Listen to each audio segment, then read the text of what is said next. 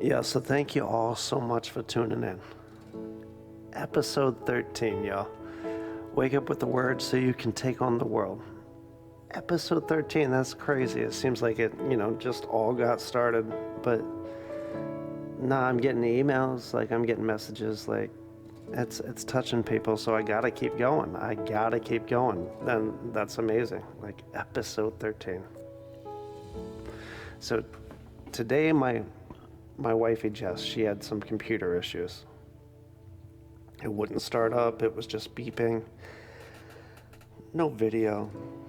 Nothing seemed to work, and wow, how that can start some pure panic in a world ran by computers, held together by software. It used to be duct tape, now it's software. And we live in a world where faith can sometimes be a fixed point, a time of day when we stop and pray, a second day of the week that we go to church, a small group. And that's all, that's amazing. We need to do that. We need to do that. But we also need to live out our faith on the daily. And we're working on that as a couple, Jess and I, and we're realizing it's a daily journey. It's not like a snap of the fingers change. All the time, God is good, yes. But just walked in the bedroom, and she just told me, I think the Microsoft update killed my work computer. When you work from home, this can be a problem. And realistically, I've been there. Have you ever felt like an update has killed your spirit? An update has diminished your faith? Have you ever gotten some bad news and all of a sudden felt like you were drowning? I know I have. I've experienced some losses. Friends, family. Come on, somebody. There are constant losses the older you get. And some of my previous seasons could be a better show than Game of Thrones, and with a much better ending because I found Jesus, y'all. Not just me, my wife Jess too. We've experienced some cross-country journeys and literal mountaintops, and definitely some dark valleys in between.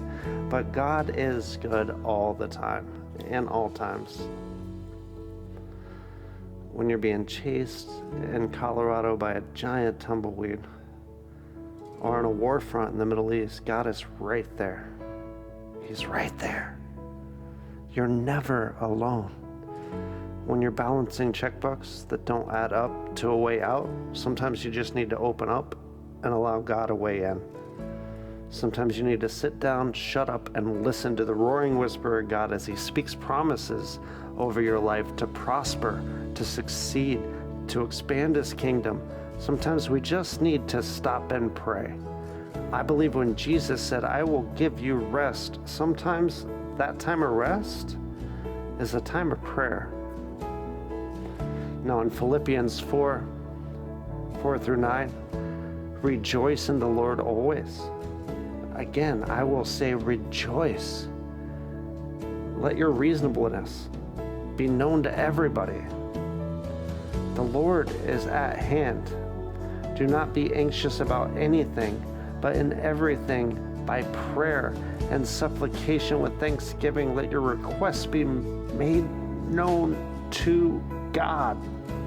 And the peace of God, which surpasses all understanding, will guard your hearts and your minds in Jesus Christ. Finally, brothers, finally, sisters, whatever is true, whatever is honorable, whatever is just, whatever is pure, whatever is lovely, whatever is commendable, if there's any excellence, if there's anything worthy of praise, think about those things. What you have learned and received and heard and seen in me, practice these things, and the God of peace will be with you. We analyzed those beep codes on Jess's computer. We did a little internet search, and like, Jesus, that PC was resurrected from the blue screen of death, and it just took a few minutes and a little bit of faith. A mustard seed of faith can move a mountain. Even a technological adversary that may seem like a foreign language can be conquered by a little bit of faith. Through faith and prayer and understanding and peace, everything that you need will follow. Rejoice and be glad in the Lord, because He's already answered your prayers. Just stop and pray when you're facing difficulties and watch God work.